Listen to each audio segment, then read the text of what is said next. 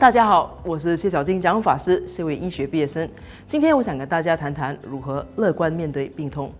疾病缠身对一个人的身心都是一项巨大的折磨和考验。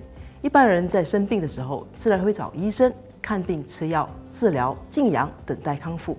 然而，所有曾经大病一场的人都知道，在这个过程中，无论医生的医术多么高明，药物多么有效，在等待康复的过程中，我们免不了还是要亲自去经历肉体上的疼痛。无论家人和朋友给予我们多少关心和支持，他们毕竟也无法替代我们去承受那心灵上的恐慌与无助。那么，在这些医生、护士查房后，亲朋戚友们也回家之后，那漫长孤独的时刻，我们又该如何度过？有些人会怨天尤人，觉得为什么患病的偏是自己？有些人则会逃避事实、自我欺骗或消极放弃等。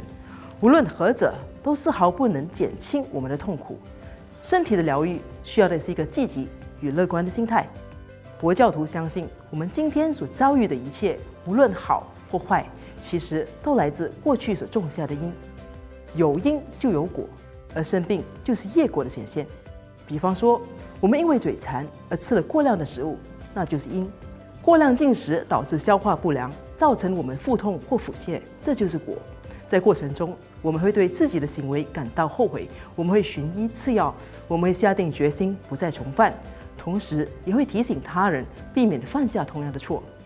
这4个过程其实就等同于佛教所说的4对治理，它能有效帮助我们消除业障。过程固然辛苦，但如果我们能在这时候实践刚才所说的4对治理，忏悔、皈依三宝、决心不再重犯，以及发心行善助人，等这场病过去了，身体康复了，我们的这个业也算是消除了。而整个患病的过程，就等于是一个净化或清净既往罪障的过程。换句话说，只要拥有正确的心态，生病也可以是一场修行。如果能这么想，我们就比较能坦然接受生病的事实，甚至会为自己随喜。毕竟，已造下的业不会凭空消失，而只要业障一天没有被净化，它还是会越滚越大的。如果一切事物都躲不开因果，要来的始终要来，早来好过迟来。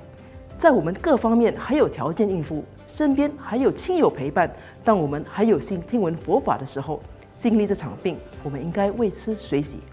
此外，在生病的过程中，我们也会暂时放下世俗繁忙的事物，好好去沉淀、思考和感受生命。我们会留意到平日所忽略的各种人、事、物，而自己所承受的身心痛苦，会使我们对众生的苦产生更深刻的同理心。这时候，我们若能善用这种心理，痛时发愿承受众生的痛，苦时发愿承受众生之苦，我们无形中就已经在自己的心中种下慈悲的种子。由此可见，生病既是一个敬业的过程，也是培养慈悲心的机会。在生病时，无论大病小病，希望大家都能正确乐观看待。在看起来什么事情都做不到的时候，不妨善用这段时间来好好修行。我是谢小金讲法师，谢谢大家。